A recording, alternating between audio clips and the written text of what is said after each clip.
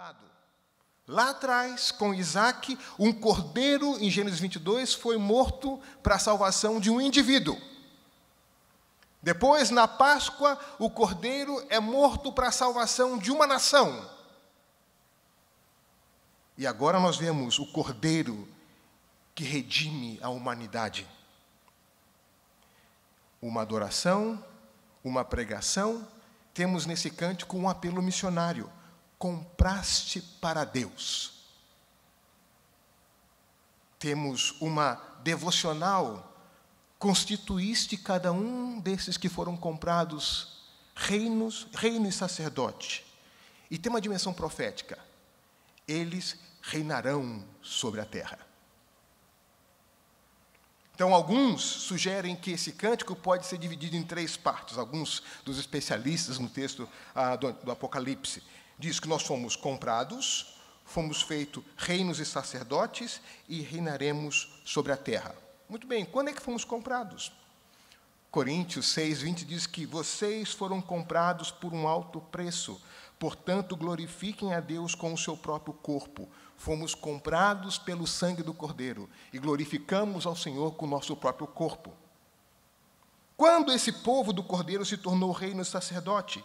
Quando o Cordeiro derramou sobre nós, sobre o seu povo, o seu sangue. Quando que este povo comprado vai reinar? Versículo 10. Reinaremos com ele. A vontade de Deus é que este povo do Cordeiro irá um dia reinar com o Cordeiro. E aqui nós temos uma pista interessante do tempo do verbo no grego. No versículo 10, alguns manuscritos apresentam esse verbo no tempo presente. Não reinarão, mas reina já com o Cordeiro. Então, alguns creem que a forma correta de ler essa parte do texto não é colocar isso como um ato futuro, mas como um ato presente. Já reina. O Cordeiro reina agora e os seus seguidores também reinam nesse momento. Isso leva à seguinte pergunta na história. Bom, se o Cordeiro reina e os seus seguidores reinam na história, então de que forma se manifesta na história que nós vivemos esse reino? Como o Cordeiro reina? Como se evidencia na história? Como nós, olhando para os jornais, andando nas ruas da nossa cidade, ouvindo as notícias, nós evidenciamos e vemos esse reino do Senhor presente entre nós. Então, a afirmação de que o Senhor reina e reina agora levanta algumas perguntas. Se você vai em Apocalipse, capítulo 1, versículo 5, você vai ver que o Senhor diz que Ele é Senhor, o soberano dos reis da terra. Ele já é soberano dos reis da terra. Nós vivemos diante dessa realidade. E aí temos que fazer a pergunta, se a forma como nós vivemos, se a maneira de declararmos que o Senhor é rei, se evidencia na nossa conduta, confiando de que esse Senhor, a quem chamamos de rei, Ele é o soberano rei, soberano Senhor dos reis da terra. De que forma essa declaração produz em nós descanso e confiança no meio do mundo no qual nós vivemos? E essa é a pergunta vital. Se nós acreditamos ou não que o nosso Senhor reina nesse momento. Isso tem implicações para a nossa vida. Olha a concretude desse reino. Em Apocalipse 2:28, o Senhor diz assim: eu lhe darei a mesma autoridade que recebi do meu Pai. Esse texto de Apocalipse 2:28 é um eco do Salmo 2. Deus dará a seu filho as nações como herança. Depois, em Apocalipse 3:21, ele diz: eu também venci e sentei-me com o meu Pai no seu trono. E é impressionante ver a pregação apostólica ao longo do Novo Testamento, como essa realidade, essa perspectiva de que o Senhor reina já está presente. Atos 2, 32, 33, o sermão de Pedro no Pentecostes, ele diz assim: Deus ressuscitou esse Jesus, e todos nós somos testemunhas desse fato. Está exaltado à direita de Deus. Ele recebeu do Pai o Espírito Santo prometido. Está exaltado à direita de Deus. O apóstolo Paulo, em Efésios, capítulo 1, 20 e 22, diz que esse poder que ele exerceu em Cristo, ressuscitando-o dos mortos e fazendo-o assentar à sua direita nas regiões celestiais, Deus colocou todas as coisas debaixo dos seus pés. Mateus 28, 18 diz: foi-me dada toda a autoridade nos céus e na terra. Ou seja, a expectativa, a descrição desse reino que o Novo Testamento faz é que o Cordeiro está reinando agora e o seu povo reina com ele agora.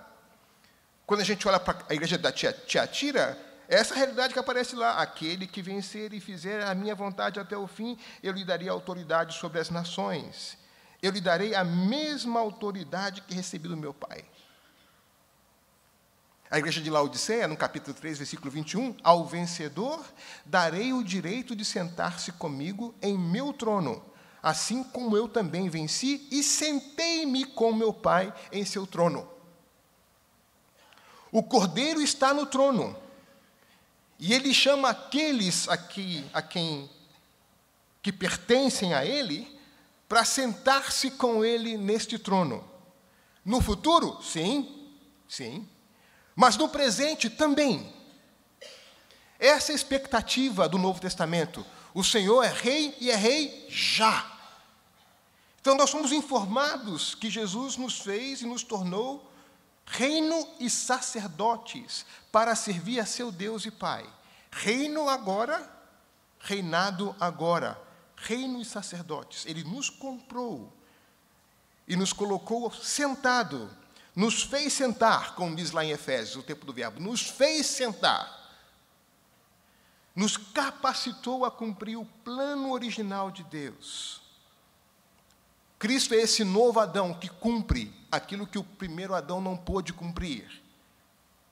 O primeiro Adão foi chamado a encher e multiplicar a terra. Cristo é um novo Adão, o último Adão, que faz aquilo que o primeiro Adão devia fazer e não fez. Ele conseguiu, ele nos salvou do poder do pecado para reinar com ele. Então, como é que esse reino de Deus se evidencia na história? Como é que esse reino de Deus se apresenta entre nós agora? Como é que essa realidade se manifesta? Então, para entender como reinamos com ele, nesse momento, a gente precisa entender como é que ele reina nesse momento. Então, o Apocalipse 5 nos revela isso. Nos revela a forma como esse reino acontece. Primeira coisa importante: o Cordeiro reina como Cordeiro, não como leão. Esse é o segredo da história.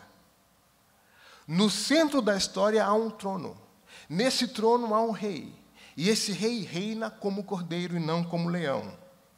O todo-poderoso leão reina como Cordeiro. É uma inversão de expectativa, é uma inversão do modelo, coloca a nossa lógica de ponta cabeça. Não é como um leão furioso, mas como o Cordeiro, aquele que toma sobre si as nossas feridas. O segredo da vitória de Deus na cruz é o segredo de todas as vitórias. Deus venceu através do sofrimento com e pelo mundo, por todo o mundo. Talvez nós gostaríamos de ouvir que o Senhor reina como leão, dá mais força. Mas o que o texto nos revela é que o nosso rei reina como Cordeiro, aquele que foi morto e venceu. Jesus Cristo reina agora da maneira como ele fez durante o período em que esteve conosco. Ele reina entrando no mundo, assumindo sobre si o sofrimento desse mundo. Ele reina a partir da cruz. A cruz não é somente o fundamento da nossa salvação. Ela é o padrão da nossa salvação. Ela é o meio da nossa salvação. A cruz é o trono. A cruz é o trono. O Senhor reina como Cordeiro. Este é o trono ao qual Ele nos chama a estar com Ele. Tome a sua cruz cada dia e siga-me. Essa é a forma de trazer o reino do céu à terra. A cruz é o fundamento da nossa salvação. A cruz é o padrão. A cruz é o meio. A cruz é o trono. Ele reina como Cordeiro, não como leão.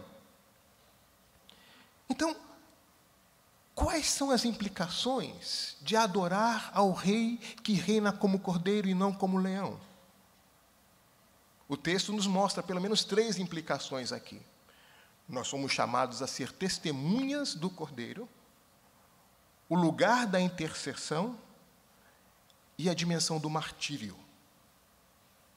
É dessa forma que a nossa declaração de adoração ao Rei afeta a maneira como nós vivemos na história.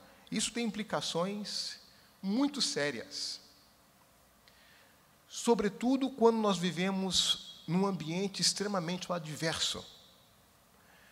Porque a forma como nós declaramos esse rei e esse reinado, em muitas situações, vai nos levar à rota de colisão com o mundo presente.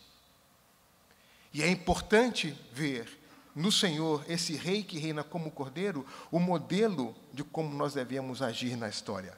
Primeira coisa, somos chamados a ser testemunha do Cordeiro. João chama Jesus de testemunha fiel. No capítulo 1, versículo 5, aparece assim.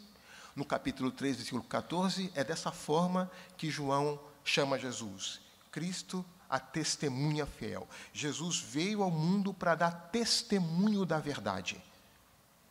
A nossa responsabilidade, por declarar a esse que é testemunha fiel como rei, é que nós somos chamados por Deus a agir na história, dando testemunho da verdade. Ele é o centro de toda a verdade. Tudo mais se torna relativo frente a Cristo. Agora, vocês sabem o incômodo que causa a verdade. Imagina um dia nesse país onde todas as autoridades falem a verdade. Onde toda a economia tenha a verdade como critério. Onde não seja necessário detector de mentiras. Porque a verdade se tornou a norma. Imagina 1º de abril, agora o dia da verdade. Um dia só, todo o país falando a verdade. Vocês sabem o quão arriscado é, em alguns contextos, simplesmente dizer a verdade.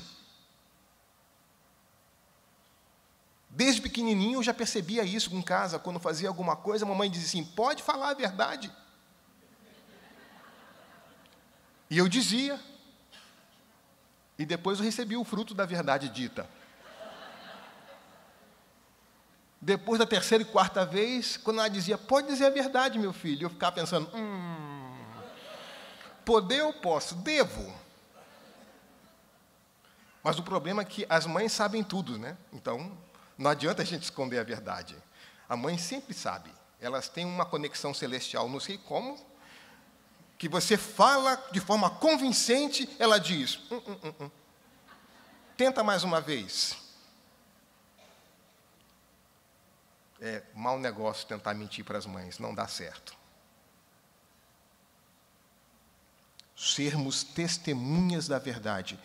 Que tipo de situação o nosso rei viveu por falar a verdade? Que tipo de ameaças ele sofreu? Quantas vezes teve que escapar, até que chegou o momento certo na qual a verdade o levou aonde devia levá-lo? Se eu declaro ao Senhor como o rei, eu manifesto essa declaração na história por um compromisso absoluto com a verdade. E dependendo de onde você está, isso pode ser bem arriscado.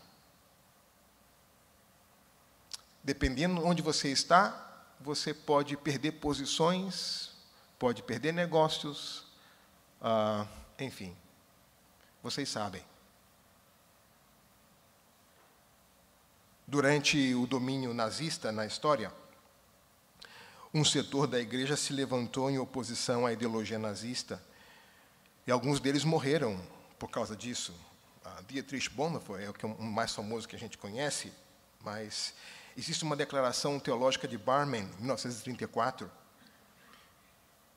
homens da igreja liderados por Karl Barth, e essa declaração fazia a seguinte afirmação: nós rejeitamos a falsa doutrina na qual afirma que existem áreas de nossa vida nas quais nós não pertencemos a Jesus Cristo, e sim a outros senhores. Áreas nas quais nós não necessitamos da justificação e santificação por meio dele. Nós rejeitamos essa doutrina. Por negar-se a chamar o imperador de Senhor, o próprio autor desse texto estava na ilha de Patmos. Simplesmente porque se negou a não dizer outra coisa que não fosse a verdade. Nós reinamos com o Cordeiro pelo compromisso firme e constante de declarar a verdade. Um grupo de estudantes universitários na UNAM, Universidade do México, promoveram uma grande greve no transporte público porque houve um aumento abusivo. E os líderes estudantis que estavam organizando isso eram do COMPA, que era um movimento estudantil cristão. E eles foram chamados, então, pelos representantes dos proprietários do transporte público para uma negociação. E esse grupo de estudantes chegou até esse momento, até esse espaço, e quando eles chegaram no hotel, no lugar reservado para a negociação, foi orientado que eles deviam entrar numa determinada sala. E eles entraram na sala, não encontraram ali os proprietários, ou os representantes dos proprietários do transporte público, mas encontraram na mesa os lugares assignados com o nome, e debaixo do nome assignado, um envelope para cada um. E quando eles foram até o envelope e acharam o envelope, eles tinham uma quantidade generosa de recurso que os fariam desistir na andar de ônibus por um bom tempo. E esses jovens cristãos disseram: fechem isso e vamos sair daqui agora. Vamos falar a verdade. E quando eles saem da sala, sem os envelopes nas mãos, estavam os representantes das companhias de transporte esperando para ver se eles saíam com o envelope na mão ou não. Quando viram que saíram sem envelope, ficaram apavorados. Falar a verdade. Falar a verdade. Diga que eu não estou. Olha, mandou dizer que não está. Testemunhas do Cordeiro, comprometidos em falar a verdade. Aqueles que chamam ao rei são chamados por Deus à intercessão. Jesus Cristo é o grande intercessor e nos convida a esse ministério sacerdotal. Antes de ouvir "Tu és digno", João vê as taças. E essas taças estão cheias de incenso. E o texto explica que são as orações dos santos. E é impressionante ver no capítulo 6 a quantidade de oração que aparece. No capítulo 7, venha, venha, venha, venha. E no início do capítulo 8, houve silêncio no céu. E os anjos têm as taças nas mãos. E esse silêncio que há no céu é um silêncio litúrgico, porque agora a oração dos santos que está nessas taças chegou à presença do Senhor. E agora há um silêncio, porque a resposta do Senhor vai vir. E aí vem o julgamento, vem os trovões. As orações que chegam até o Senhor. Tu és digno. E aí nós temos as taças cheias de incenso, que são a oração dos santos. Como reino e sacerdote, nós somos chamados por Deus a levar o mundo ao trono de Deus por meio das nossas orações. E o que é que nós levamos ao trono de Deus? O mundo partido no qual nós vivemos. a realidade do mal na qual nós estamos inseridos, a dor e a ferida desse mundo. Nós somos sacerdotes. Nós levamos ao rei essa realidade. Os jornais são muito mais do que fonte de informação. Os jornais são diários de oração para a gente. Cada notícia você pode orar por cada uma delas. Eu não sei sobre o que orar hoje. Pega o jornal. Pode começar da primeira. Quando você ouvir o repórter dizendo na televisão, boa noite, diz, boa noite, como? Eu tenho que orar por as coisas que acabei de ouvir. Então, nós somos sacerdotes e reis. Nós levamos a esse rei as nossas intercessões. Ao único que é capaz de curar, aquele rei que na cruz assumiu a nossa dor, a nossa ferida. Nós reinamos com ele ao entrar no sofrimento do mundo, ao entrar no meio da rebelião, estando ao lado daqueles que sofrem, ao lado daqueles que se rebelam contra Deus, suplicando por eles misericórdia. Porque toda vez que na história os homens decidem julgar a Deus, o que nós fazemos na história julgando a Deus é um eco do crucifica-o. É o máximo que a gente consegue chegar. Esse é o juízo do ser humano na história. Crucifica-o, crucifica-o. E a gente entra nessa história apresentando a Deus a situação do mundo, suplicando ao Senhor misericórdia pelo nosso mundo. Esses 51 dias de jejum e oração, vocês vão exercitar exatamente isso, o sacerdócio real. Vocês vão apresentar a Deus a realidade do nosso mundo. Tragam para o dia de oração as suas Bíblias e os seus jornais, seja qual for o jornal que você leia, porque isso vai nutrir o seu tempo de oração nesse exercício de apresentar ao Senhor a dor do mundo no qual vivemos. Nós apresentamos o mundo a Deus, mas também apresentamos Deus ao mundo. Oramos por aqueles que nos fazem mal. Oramos por aqueles que nos odeiam. Essa é a mensagem. Dallas Willard, um escritor cristão, diz o seguinte: a igreja vai começar a entender o reino de Jesus quando começar a refletir sobre como abençoar aqueles que nos ferem. Como agir na história, não como eco da maldade do comportamento do seu inimigo. E aqui nós temos uma agenda importante. Muitos líderes cristãos que se colocam como representantes ou vozes públicas do cenário evangélico reagem na história fazendo eco ao mal que sofre. Ao invés de agir como bênção, ao invés de orar por aqueles que nos perseguem, faz eco à violência que sofre. Mas aquele que declara o Senhor Jesus como rei, não pode esquecer que ele reina como cordeiro. A gente não reage na história fazendo o eco do mal que nos fazem. A gente abençoa. A gente intercede. A gente ora por aqueles que nos perseguem. É verdade que a primeira oração é: Senhor, me dá forças para orar de maneira abençoadora, porque a vontade de orar para essa pessoa é de sugerir ao Senhor um encurtamento do tempo para que ele suba o quanto mais rápido possível.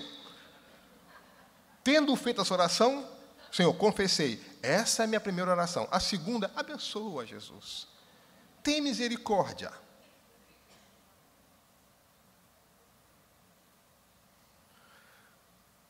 Quando a gente começar a entender como abençoar os que nos perseguem, como orar por aqueles que nos fazem mal, nós vamos começar a entender o que significa ter no rei um cordeiro, ter no trono o cordeiro.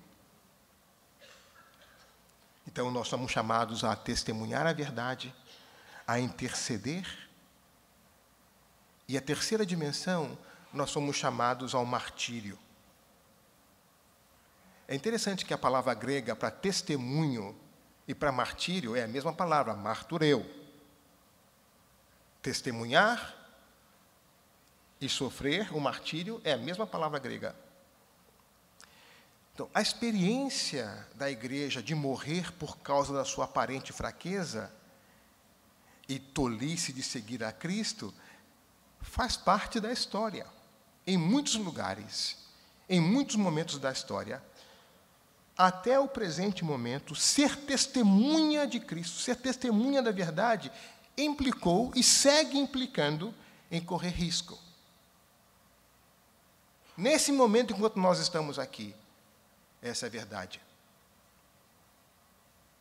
3 estudantes colombianos de medicina terminaram seu curso e voltaram para a sua cidade de origem, como cristãos, médicos, querendo servir a sua comunidade.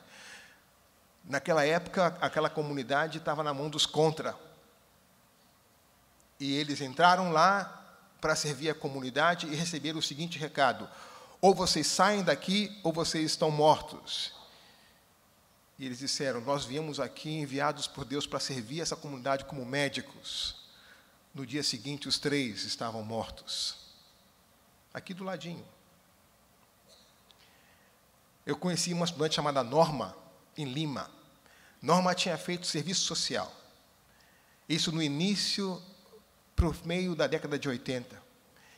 E terminou o seu curso, ela disse: eu vou voltar para a minha região. Qual a sua região, Norma? Cusco. Norma, mas Cusco está na mão do Sendero Luminoso. Eu sei, mas eu vim me preparar em Lima para servir a minha comunidade como cristã. Ser cristã no meu país significa correr esse risco de vida. E ela voltou para Cusco. E eu nunca mais ouvi de Norma. Mesmo hoje, em alguns lugares, até o simples fato de carregar uma Bíblia é uma ameaça. Os meus companheiros na missão estudantil na Etiópia não podem levar a Bíblia na universidade. O que eles fazem? Eles tampouco têm recursos para poder se locomover com facilidade, eles caminham de uma cidade a outra. Enquanto caminham, eles memorizam o texto bíblico. Então, quando chega perto da universidade, deixam a Bíblia escondida em algum lugar, vai para o meio do campus e começa o estudo bíblico, e eles falam de cor o texto bíblico. Porque o simples fato de portar uma Bíblia é extremamente arriscado.